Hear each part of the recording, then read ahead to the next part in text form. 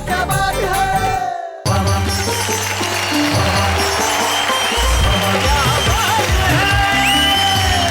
नमस्कार, आदाब, सलाम दोस्तों, मैं हूं आपका दोस्त शैलेश टोडा और आप जानते हैं कि जब मैं आ गया हूं तो आपके घरों में ठाक ही ठाक होंगे। आप और मैं मिलके कहेंगे वाह वाह क्या बात है। एक आदमी ने मेरे मोहल्ले में साड़ी की दुकान खोली, साड़ी खरीदने। मैं भी चला गया तो मुझे देख के मुस्कुरा और कहने लगा, भाई साहब भाभी जी के लिए साड़ी चाहिए या कोई ढंग की दिखाऊं? सारी चीज ही ऐसी है साहब, कोई भी खरीदने जाए, अगर बीवी के लिए खरीदेगा तो हो सकता है मुंह पिचकाते हुए खरीदे, लेकिन किसी और के लिए खरीदेगा तो फिर क्या कहना साहब। ये जितने भी दाढ़ी वाले लोग होते हैं ना साहब, ये साड़ी पे इनकी नजर बड़ी कमाल की होती है। ये तो काफिया मिल गया, दाढ़ी और साड़ी। भाई क्या बात है लखन, दाढ़ी और साड़ी। अब चलेगी कविता की गाड़ी, लेकिन साड़ी और दाढ़ी के बीच में एक हंसी छिपी हुई है जो आपके घरों में उठेगी और आप मिलके कहेंगे वाह वाह क्या बात है। मिलते हैं खूबसूरत साड़ी वाली से, जरा जोरदार तालियां।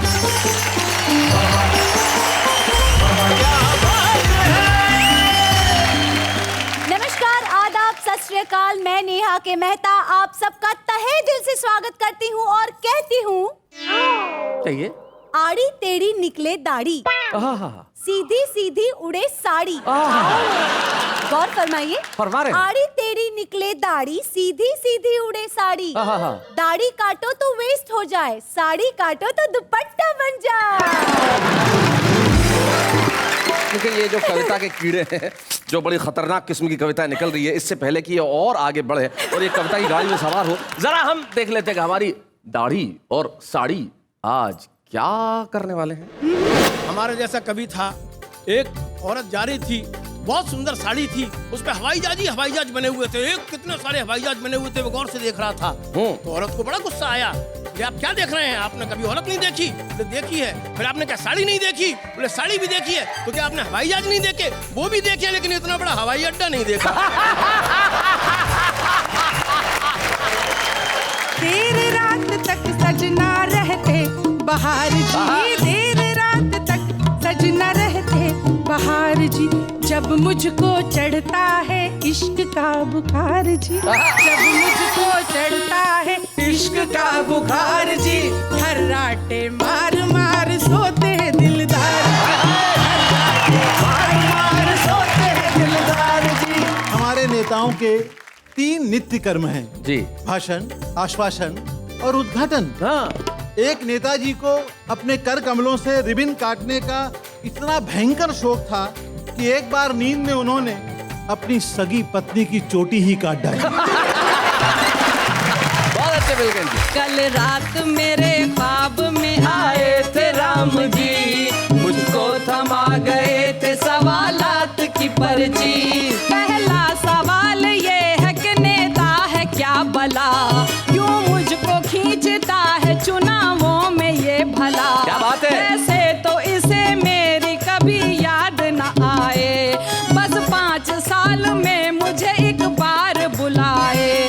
क्या भक्त भी होते हैं कभी इतने मतलबी, कल रात में आए थे राम जी। शैलेश जी, जो मैं लेने आया था वो तो मुझे मिल गया, अब मैं इसका क्या करूंगा?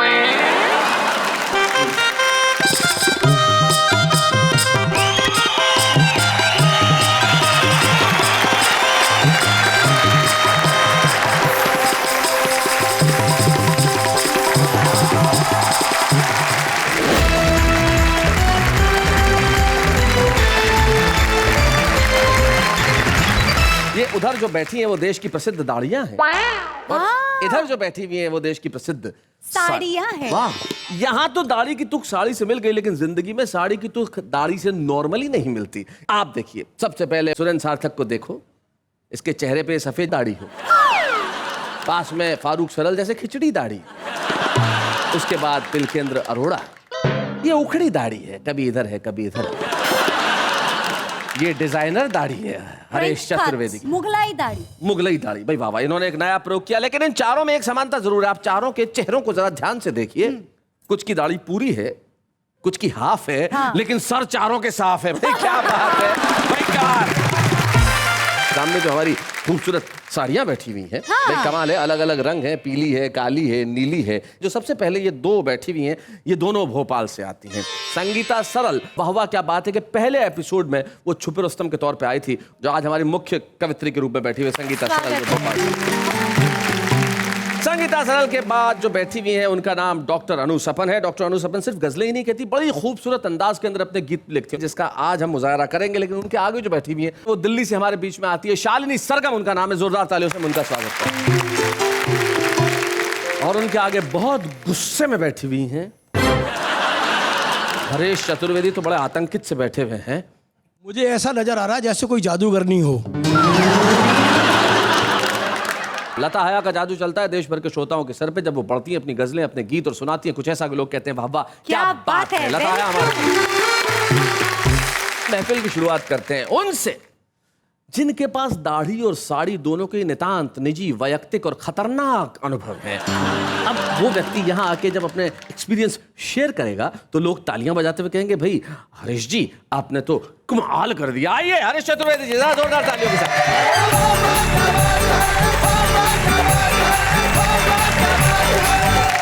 साड़ी और दाढ़ी के विषय में मैंने कुछ रिसर्च की। रिसर्च किया है? हाँ, मैं कर सकता हूँ, आगरा से आया हूँ। एक हमारे जैसा कवि था, एक औरत जा रही थी, बहुत सुंदर साड़ी थी, उसमें हवाई जहाज बने हुए थे, एक कितने सारे हवाई जहाज बने हुए थे। वो गौर से देख रहा था तो औरत को बड़ा गुस्सा आया। बोले आप क्या देख रहे हैं, आपने कभी औरत नहीं देखी? बोले देखी है। फिर आपने क्या साड़ी नहीं देखी? बोले साड़ी भी देखी है। तो क्या आपने हवाई जहाज नहीं देखे? वो भी देखे लेकिन इतना बड़ा हवाई अड्डा नहीं देखा।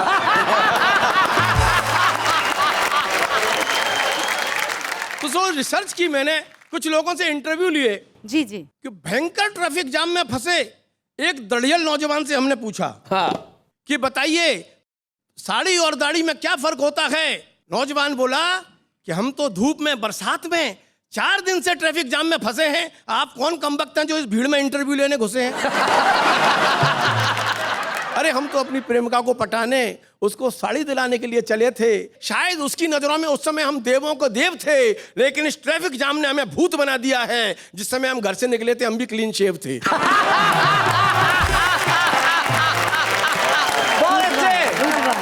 वाह वाह। हमने एक सरकारी दफ्तर के बाबू से पूछा कि साड़ी और दाढ़ी में फर्क बतलाइए। बाबू बोला अरे आपको नहीं पता, ये सत्य तो जग जाहिर है, घोषित है। दाढ़ी सदियों से दलित है, शोषित है। साड़ी सबला है, बला है। वैसे दावा तो बराबरी का करती है, लेकिन मेहनत का काम पड़ जाए तो अबला होने की छूट लेती है। और दाढ़ी कितने भी पैसे कमा ले, साड़ी घर में घुसते ही लूट लेती है।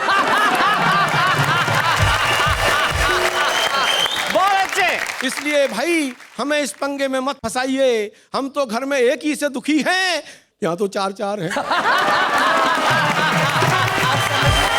घर में तो एक ही हमारा खून पी रही है, यहाँ तो 4-4 हैं। और 5वीं का जिक्र मैं नहीं करूंगा क्योंकि आप ही की बगिया है शैलेश जी, आप ही माली हैं। और 5वीं हत्या तो आपने ही संभाली है। मैं सिर्फ जवाब के तौर पर आपको 4 पंक्तियों के जरिए एक छोटी सी बात बताना चाहती हूँ आप तक पहुँचे कि जब जवानी कोई मचलती है, जब जवानी कोई मचलती है, जान बुढ़ों की बहुत जलती है। बात करते हैं आशिकी की ये, जिनकी गर्दन नहीं संभलती।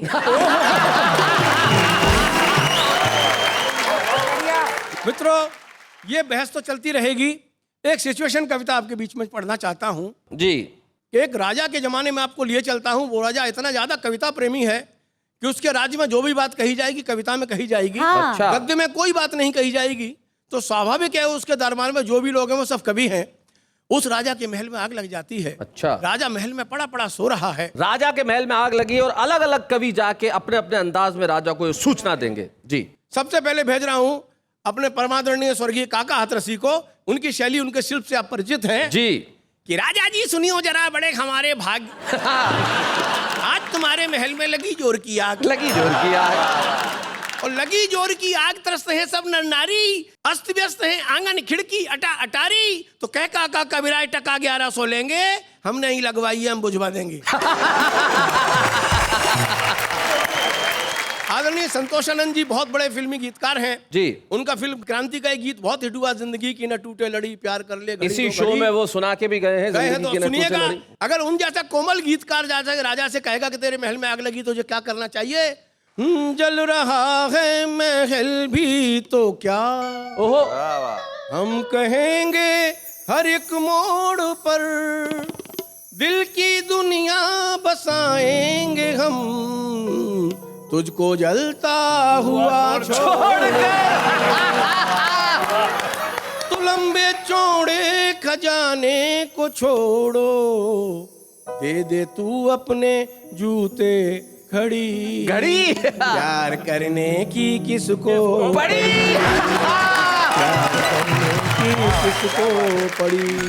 मित्रों, इसी क्रम में बहुत प्रसिद्ध गीतकार हैं देश के, पद्म विभूषण श्री गोपाल दास जी नीरज, वो भी इस शो में आए। हाँ, उनका बहुत प्रसिद्ध गीत है, आदमी को आदमी बनाने के लिए जिंदगी में प्यार की कहानी चाहिए, और कहने के लिए कहानी प्यार की स्याही नहीं आंखों वाला पानी चाहिए। सुनिएगा, उन्हीं की शैली, उनका शिल्प, दो पंक्तियों में देखिए। राजा तुझे आग से बचाने के लिए फिर से एक शहीद की जवानी चाहिए, और लगी आग को बुझाने के लिए आंसू नहीं दमकल वाला पानी चाहिए। और इसी क्रम में स्वर्गीय ओम प्रकाश आदित्य, एक उनके साथ दिक्कत थी कि वो जाति के ब्राह्मण जी। तो संस्कार कविता में किस तरह से हावी होते थे, वो उनके साथ आप एक प्रयोग देखिएगा जी। महल जल रहा है, राजा सो रहा है, ओ राजा मुंह रखे मानी, अब जल रहा है तो कुछ भी कह लो। ओ राजा मुंह रखा मानी, देनी है तुझको कुर्बानी, मची हुई कैसी हलचल ये, हवन कुंड है आज महल ये, धुआं धुआं गगन हो रहा, हवन कुंड में हवन हो रहा, राजा की एक टांग जली स्वाहा।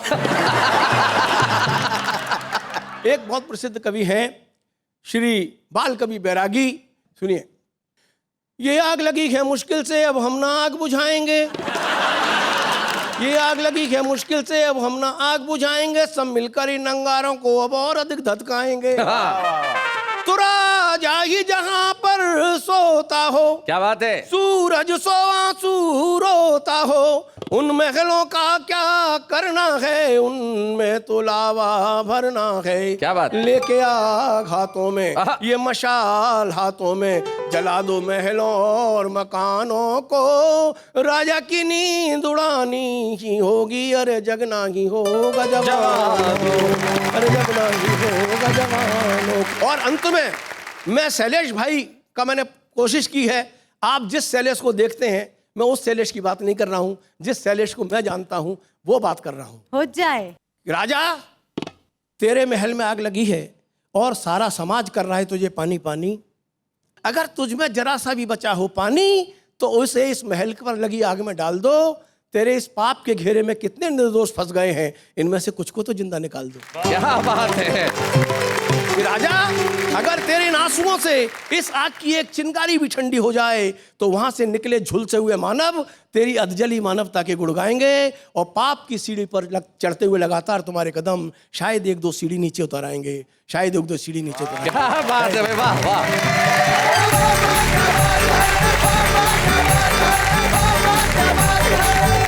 भाई बहुत बढ़िया हरीश चतुर्वेदी जी, आपने कमाल किया। दाढ़ी साड़ी के जो फर्क बताया वो तो अद्भुत थे, और जो सिचुएशनल पोइट्री थी वो कमाल की थी। लेकिन मैं नेहा के मेहता तुमसे पूछना चाहता हूं कि अगर आग लगी हो महल में और तुम्हें राजा को कविता के रूप में कहना है तो क्या कहोगे? आग लगी है, भागो राजा, आग लगी है, क्या कहा ना भागना है, साड़ी पकड़ो भाग लगी है। कमाल है। आइए इस प्रयास से हम सायास बार निकलते हैं और आभास करते हैं एक ऐसे गीत का जो आपके दिलों में खुशियों का और ठहाकों का समास कर देगा। और इस समास संधि के लिए हम बुलाना चाहते हैं कि ऐसी कवित्री को जो भोपाल से हमारे बीच में आती हैं, छुपे रुस्तम के तौर पे वाह वाह क्या बातें में आई थी, और आज हमारे बीच में है इस साड़ी वर्सेस दाढ़ी की एक प्रमुख साड़ी, संगीता सरल।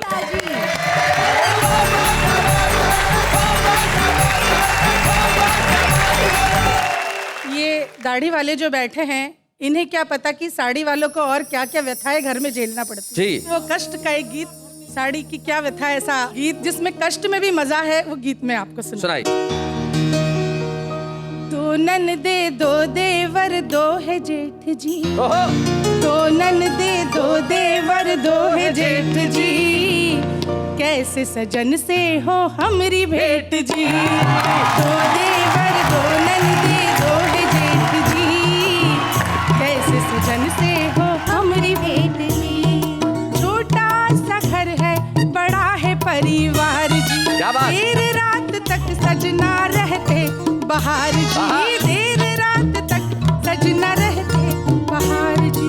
जब मुझको चढ़ता है इश्क का बुखार जी, जब मुझको चढ़ता है इश्क का बुखार जी, हर्राटे मार मार सोते हैं दिलदार, हर्राटे मार मार सोते हैं दिलदार जी।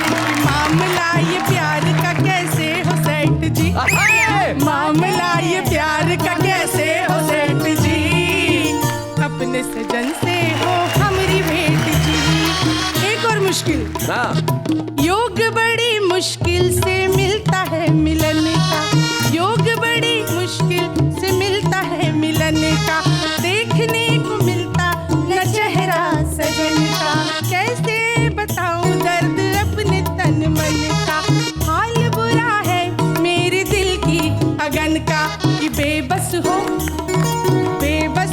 बंद करो दिल का गेट जी। क्या बात है? बेबस हो बंद करो दिल का गेट जी, कैसे सजन से हो हमरी भेंट जी। दो ननदे दो देवर दो है जेठ जी, कैसे सजन से हो हमरी भेंट जी। पिया नहीं मिलते ना, लेकिन सास ससुर की सेवा जरूर करना पड़ती, जो बूढ़े बड़े लोग होते हैं उनकी। सासू जी की दिन रात सेवा करूं मैं, ससुर जी के चरणों में माथा धरूं मैं, अपनी जेठानी को समझूं मैं बहना, अच्छा। अपनी जेठानी को समझूं मैं बहना, दो छोटी ननदों का मानूं मैं कहना, दो छोटी ननदों का मानूं मैं कहना, कि घर भर की चलती मुझ पे घुसपैठ जी, घर भर की चलती मुझ पे घुसपैठ जी, सारी सारी रात करूं पिया का वेट जी, कैसे सजन से हो हमरी भेंट जी, कैसे सजन से हो हमरी भेंट जी, कैसे सजन से हो हमरी भेंट जी। क्या बात है, वाह वाह वाह वाह। अभी घर की व्यथा आपको सुनाई जी, लेकिन घर से बाहर निकलते तो कितनी व्यथाएं होती है, कितनी परेशानी होती है। रिक्शे वाले को भी मनाना पड़ता है, रिक्शे वाले को भी बनाना पड़ता है। बहुत। मैं रिक्शे वाले को कैसे मनाती हूँ, गीत का आनंद लीजिए। गीत शुरू। स्वागत। ओ रिक्शे वाले है रिक्शे को अपने धीरे चला ले, घर से नवेली नार निकली करके 16 सिंगार निकली। ओ रिक्शे वाले रिक्शे को अपने धीरे चला ले, घर से नवेली नार निकली करके 16 सिंगार निकली। चुपके चुपके चोरी चोरी साजन से मिलने चली है गोरी, चुपके चुपके चोरी चोरी साजन से मिलने चली है गोरी। रिक्शे में अपने तू पर्दे लगा ले, रिक्शे में अपने तू पर्दे लगा ले, ओ रिक्शे वाले रिक्शे को थोड़ा धीरे चला ले, घर से नवेली नार निकली करके 16 सिंगार निकली। ओ रिक्शे वाले रिक्शे को थोड़ा धीरे चला ले, घर से नवेली नार निकली करके 16 सिंगार निकली।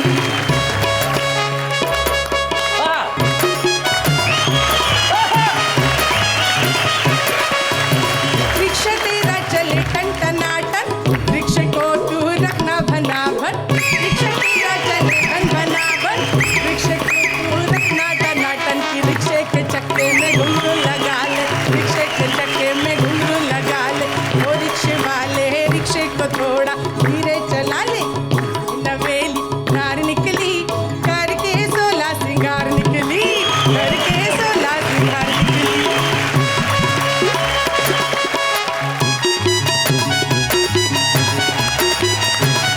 एक समझाइश है रिक्शे वाले को आखिरी जी। एक से बढ़कर एक आती, हर एक सवारी तुझको लुभाती। ओ दिल वाले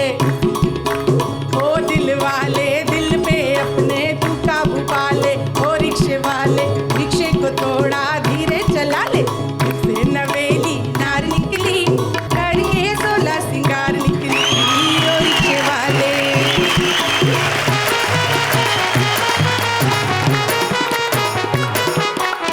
मेहनत से तू रोटी कमाना, अपने पेशे को तू ना लजाना, क्या बात है? अपने पेशे को तू ना लजाना, वरना पड़ेंगे खाने के लाले, वरना पड़ेंगे तुझे खाने के लाले ओ रिक्शे वाले। रिक्शे को थोड़ा धीरे चला ले, घर से नवेली नार निकली, करके 16 सिंगार निकली, करके 16 सिंगार निकली। बहुत अच्छे। वंडरफुल। भाई क्या बात है संगीता जी, आपने कमाल कर दिया। पहले लेकिन आपको क्या लगता है, हमारे ये जो दाढ़ी वाले कमाल नहीं करते, जो सुरेंद्र सार्थक है, बड़े भोले आदमी है। हाँ। एक बार अपनी पत्नी को लेकर रिक्शे में जा रहे थे, पीछे बैठे तो ड्राइवर ने ऐसा अपना पीछे देखने वाला कांच थोड़ा ठीक किया। स्टूपिड। रिक्शे वाले। हाँ हाँ स्टूपिड। सुरेंद्र सार्थक को तुरंत गुस्सा आया, बोले क्या करा बे, हैं? कांच में मेरी बीवी को देखता है, तू पीछे बैठ, रिक्शा मैं चलाऊंगा। ये होता है दाढ़ी का भोलापन। हम एक ऐसे कलाकार को, एक ऐसे रचनाकार को आपके बीच में बुलाना चाहते हैं जो गद्य लिखते हैं, लेकिन उनके गद्य में कमाल की मारक क्षमता होती है। आइए हम पिलकेंद्र अरोड़ा जो उज्जैन से हमारे बीच में है, उनसे मिलते हैं और जरा उनसे बातचीत करते हैं कि उनके अंदाज में ये दाढ़ी और साड़ी का मसला आखिर है क्या। आइए पिलकेंद्र अरोड़ा जी।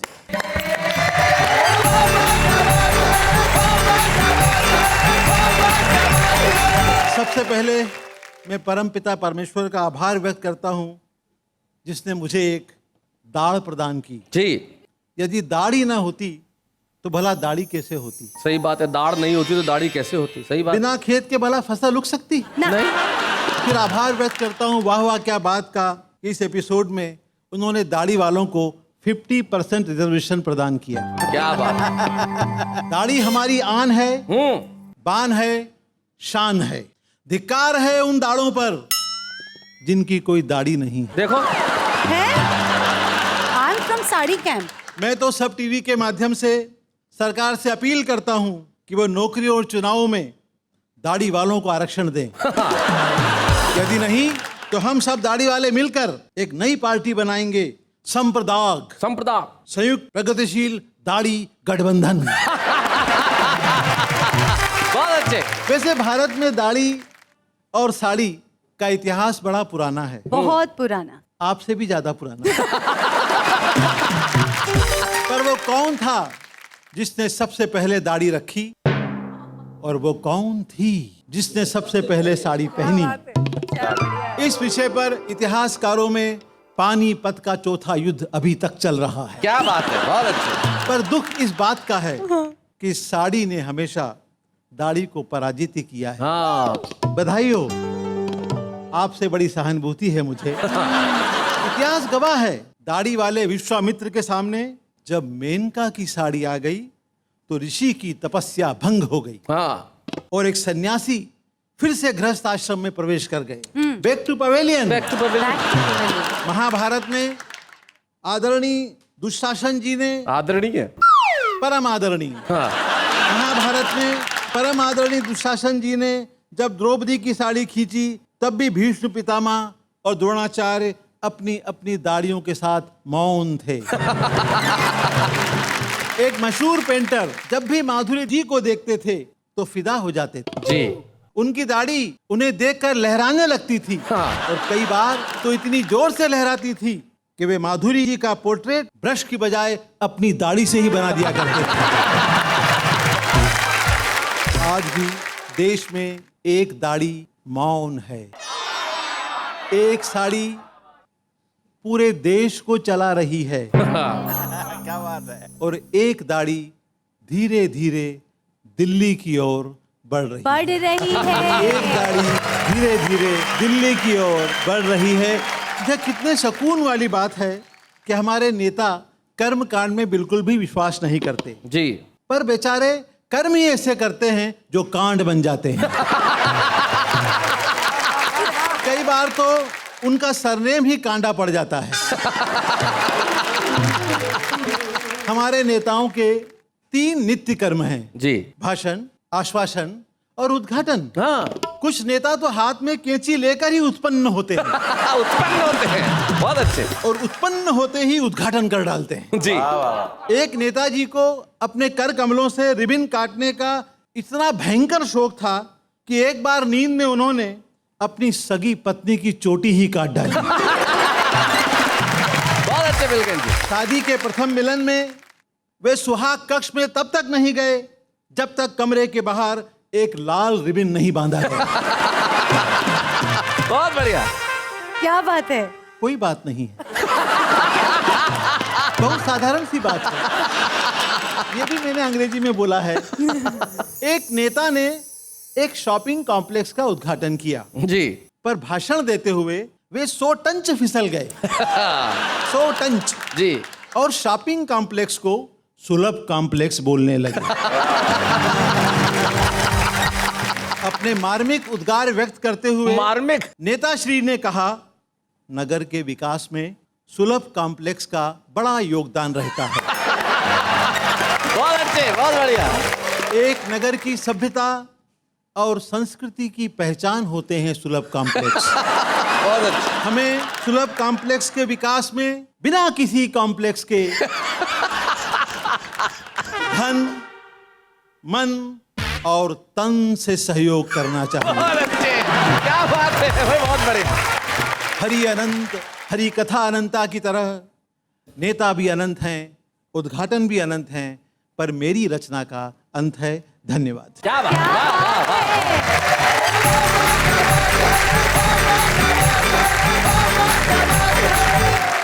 एक औरत के बाद एक फोन आया, आधे घंटे बाद फोन रखा तो पति ने पूछा, भाई क्या हुआ, मतलब रख दिया, जल्दी रख दिया फोन, तो क्या जल्दी मतलब क्या है, रॉन्ग नंबर था तो क्या बात करती?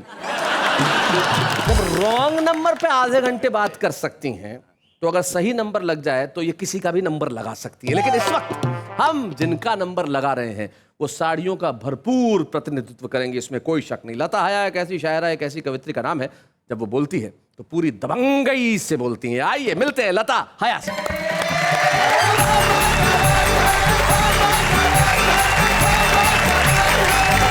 साड़ी और दाढ़ी जो है हमारी संस्कृति है हिंदुस्तान की, जी। एक रिवाज है, एक शराफत है, एक पर्दा है, एक लज्जा है जी। उरियानियत बोलते हैं, मुझे तो बोलते भी शर्म आ रही है नंगेपन को।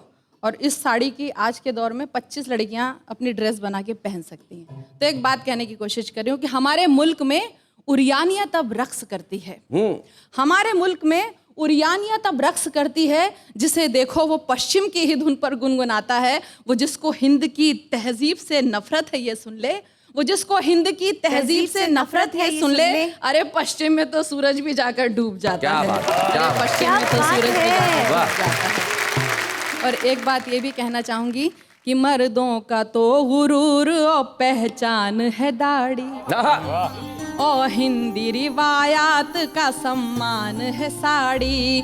तहजीब और तमद्दुन की अलामत है ये दोनों, तहजीब और तमद्दुन की अलामत है ये दोनों। साड़ी तो हया आन बान शान है दाढ़ी, तो हया आन बान शान है दाढ़ी।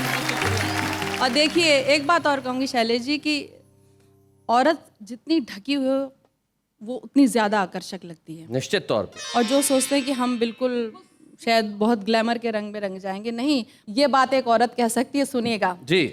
मैं जो तलवार उठा लूंगी तो डर जाओगे, वाह। मैं जो तलवार उठा लूंगी तो डर जाओगे, और अगर प्यार से बोलूंगी तो मर जाओगे। क्या बात है। और अगर प्यार से बोलूंगी तो मर जाओगे। वाह।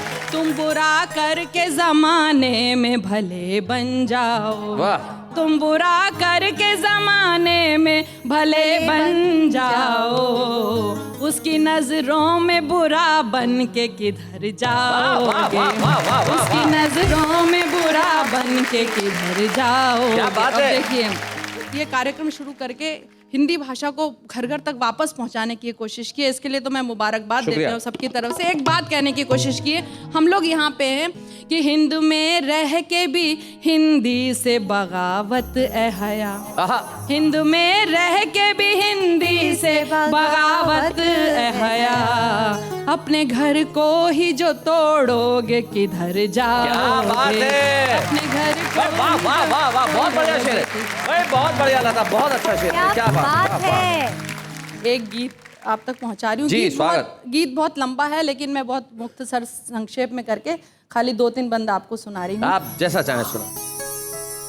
कल रात मेरे ख्वाब में आए थे राम जी, मुझको थमा गए थे सवालात की पर्ची। कल रात मेरे ख्वाब में आए थे राम जी, मुझको थमा गए थे सवालात की पर्ची। पहला सवाल ये है कि नेता है क्या भला, क्यों मुझको खींचता है चुनावों में ये भला। क्या बात है। वैसे तो इसे मेरी कभी याद न आए, बस 5 साल में मुझे एक बार बुलाए। क्या भक्त भी होते हैं कभी इतने मतलबी। कल रात मेरे आए थे राम जी, मुझको थमा गए थे सवालात की पर्ची। दूसरा सवाल ये है कि इंसान को क्या हुआ, इंसानियत का नाम निशान ही नहीं रहा। हर ओर सिर्फ पाप बुराई का राज है। क्या बात है। झूठों के सर पे दौलत शोहरत का ताज है। सच की जहां में अब कोई कीमत नहीं रही। वाह वाह वाह। कल रात मेरे ख्वाब में आए थे राम जी, मुझको थमा गए थे सवालात की पर्ची। तीजा सवाल ये है कि मजहब को क्या हुआ, मस्जिद का मसला वही मंदिर का है झगड़ा। जिनकी नजर में सिर्फ सियासत ही राम है, कुर्सी ही अयोध्या है और संसद मकाम है। मुंह में रखे वो राम, बगल में रखे छुरी। रात मेरे ख्वाब में आए थे राम जी, को थमा गए थे सवालात की पर्ची। चौथा सवाल ये है कि क्या चीज है कुर्सी, जिसको भी देखिए करे इसकी ही चाकरी। कुर्सी के वास्ते तो ये भाई को मार दें, माँ बाप से अलग हो और ताई को वार दें। कुर्सी ही इनकी मात पिता और है सखी। क्या बात है। कल रात मेरे ख्वाब में आए थे राम जी, मुझको थमा गए थे सवालात की पर्ची। और 5वां सवाल के चाहत कहाँ गई, चाहत के नाम पे है हवस और दिल लगी। उस दौर में पैदा हुए थे कैस और लैला, इस दौर में मिलेंगे फकत चांद और फिजा। खुद गर्जियों के वास्ते बदले जो धर्म भी। कल रात मेरे ख्वाब में आए थे राम जी, को थमा गए थे सवालात की पर्ची।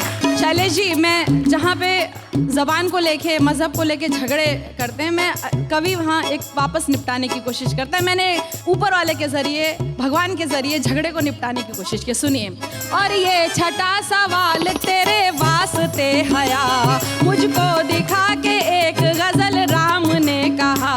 क्या ये ही तेरी लाडली उर्दू ज़बान है। मैंने कहा कि हाँ यही मेरा जहान है। बोले कि अरे ये तो है सीता से खूबरू, लक्ष्मण की शरारत मुझे लगती है हूबहू। इसमें है वजन जैसे कि हनुमान की गदा, लव कुश के हौसलों की मुझे ये लगे सदा। क्या बात है। शबरी के बेर जैसी ही इसमें मिठास है। क्या बात है। ये तो भरत की भीगी वफाओं की आस है। सागर को पार करने को जो संग हो रखे, इसके हरूफ जैसे कि वानर से हो सके। माँ भारती की कोख से पैदा हुई बेटी, वाह, वाह। इसकी हिफाजतें तो है हिंदू का धर्म भी। माँ भारती की कोख से पैदा हुई बेटी, बेशक लिया था जन्म जरूरत तई, मगर ये तो मोहब्बतों का एकता का है सफर। इसमें तो अयोध्या की है खुशबू बसी हुई, इस हुस्न से कैसे भला नफरत करे कोई। क्या बात है। रावण ही डाल सकते हैं इस पे नजर बुरी। कल रात मेरे ख्वाब में आए थे राम जी, मुझको थमा गए थे सवालात सवाल के हिंदी से बैर क्यों, गुलशन के बीच रह के भी सहरा की सैर क्यों। ये हिंद है हिंदी यहाँ की जब जुबान है, भाषा कोई भी हो मेरे भारत की शान है। कुर्सी के वास्ते ना एकता की दो बलि, कल रात मेरे ख्वाब में आए थे राम जी, तो थमा गए थे सवालात की पर्ची। वाह वाह वाह वाह, क्या बात।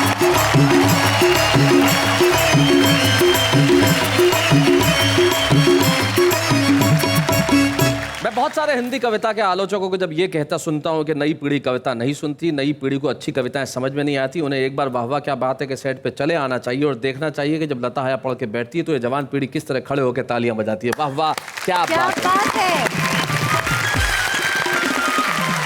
जिंदगी में आप कैसा लिख रहे हैं ये ज्यादा महत्वपूर्ण नहीं है, लेकिन लिख रहे हैं ये ज्यादा महत्वपूर्ण है। हम एक ऐसे ही फनकार को आपकी निगाह में बुलाना चाहते हैं जो अच्छा लिखता है लेकिन आपकी निगाह तक पहुंचा नहीं है। बेबाक जौनपुरी हमारे आज के छुपे रुस्तम।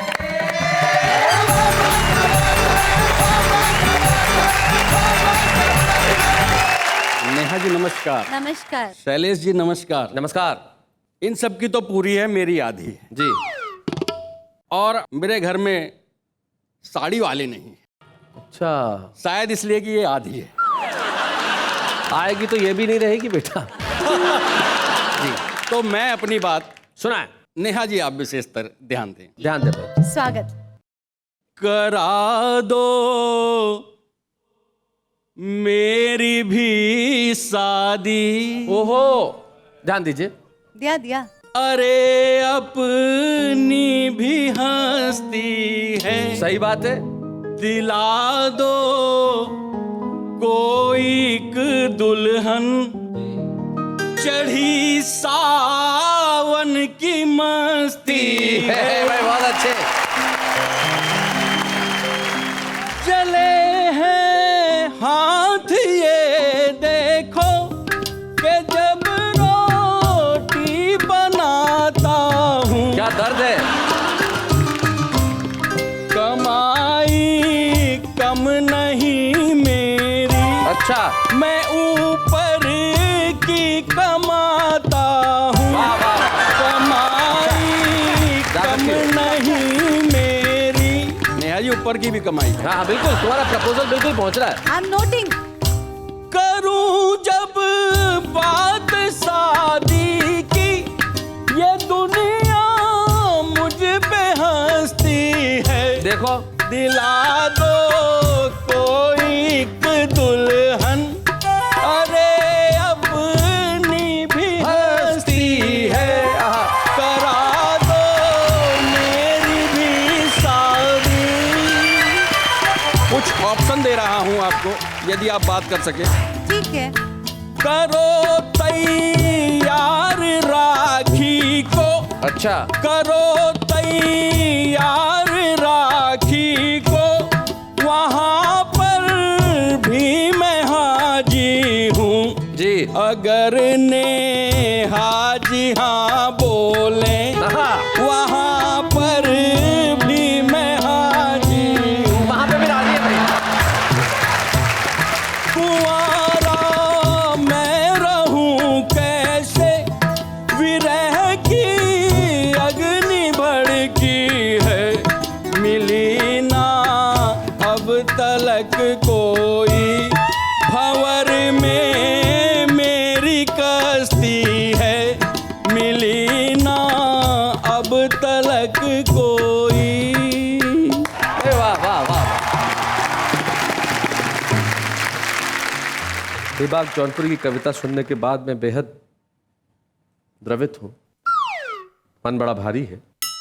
बेबाक तुमने जो किया वो अद्भुत किया। पहले हम तुम्हें छुपे रुस्तम की ट्रॉफी देते हैं, उसके बाद बताएंगे कि तुमने क्या किया है।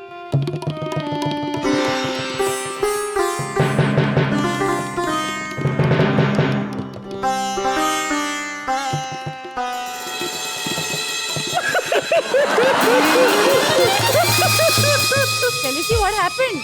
मेरे भाई, मुझे नहीं पता था कि आज ये होने वाला है। एक जवान लड़का शादी के लिए बेताब है। पहले ये ले ले भाई। अभी तो चुप है। कमाल कर दिया तूने, प्रपोज किया नेहा को, नेहा नेहा भी कर दी। हैं? मुझे नहीं मालूम था कि ये सफर 86वें एपिसोड तक ही चलेगा। जा नेहा, जी ले अपनी जिंदगी। शैलेश जी, जो मैं लेने आया था वो तो मुझे मिल गया, अब मैं इसका क्या करूंगा?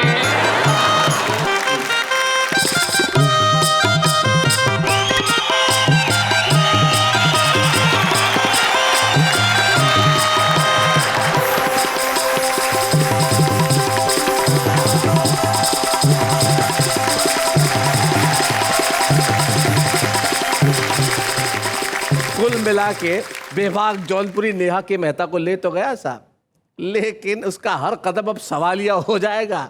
1 महीने साड़ी खरीद के देगा और पूरा खानदान दिवालिया हो जाएगा।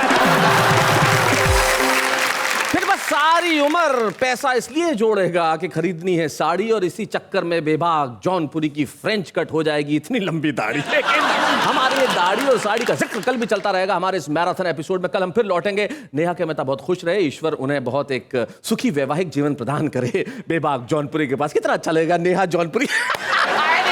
हम लौटते हैं कल और कहते हैं वाह क्या बात है।